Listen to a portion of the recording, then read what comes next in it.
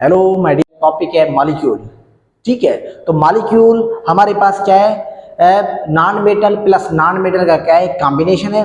ये smallest particle है किसका, प्योर सब्सटेंस का, एलिमेंट एंड कंपाउंड का, जो क्या कर सकता है, इंडिपेंडेंटली एग्जिस्ट कर सकता है, मतलब कि अकेला रह सकता है। लेकिन एटम रह सकता है न, एटम रह भी सकता है, नहीं भी रह सकता है। फिर क्या होते हैं, यहाँ पर एक्सेप्शनल कंडीशन है। अगर एटम स्टेबल है, डुप्लेट उसका कंप्लीट है, तो फिर हमारे पास वो एग्जिस्ट कर सकता है। लेकिन एटम की डुप्लेट जब कंप्लीट नहीं होगा तो वो अनस्टेबल फॉर्म में होगा, वो हमारे पास मॉलिक्यूल नहीं कहलाएगा।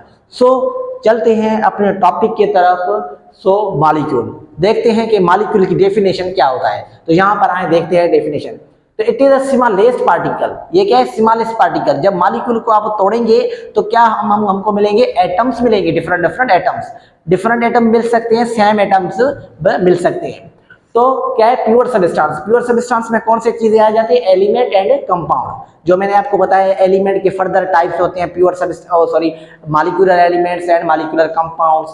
फिर कंपाउंड में ionic compounds and molecular compounds that exist independently, जो अकेलेपन में रह सकते हैं, तो हम उसको क्या बोलेंगे, मॉलिक्यूल बोलेंगे। और अदर डेफिनेशन क्या है, two or more than two, like, यहां पर जरा गौर करना, like means similar, like means similar atoms, and unlike means dissimilar atoms, dissimilar atoms तो फॉर्म मॉलिक्यूल।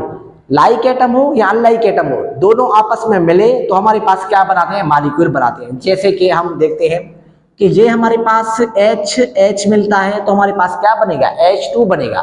क्या बनेगा यहाँ पर, H2। तो ये हमारे पास क्या है, सिमिलर एटम है, सिमिलर एटम से बना हुआ है, तो हम इसी को क्या बोलेंगे, मॉलिक्यूल बोलेंगे। जैसे कि N, तो ये हमारे पास क्या बनेगा, N2 बनेगा। ऐसे ही हमारे पास सोडियम है, ठीक है, क्लोरीन है, क्लोरीन माइनस क्लोरीन, तो क्या बनेगा हमारे पास, Cl2।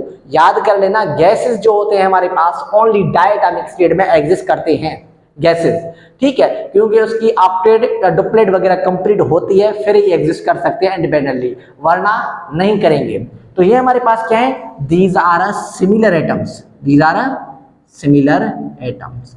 और हमारे पास अदर है क्या, अनलाइक या डिसिमिलर। जैसे कि H2 प्लस O2 मिलता है तो हमारे पास क्या देता है, 2H2O।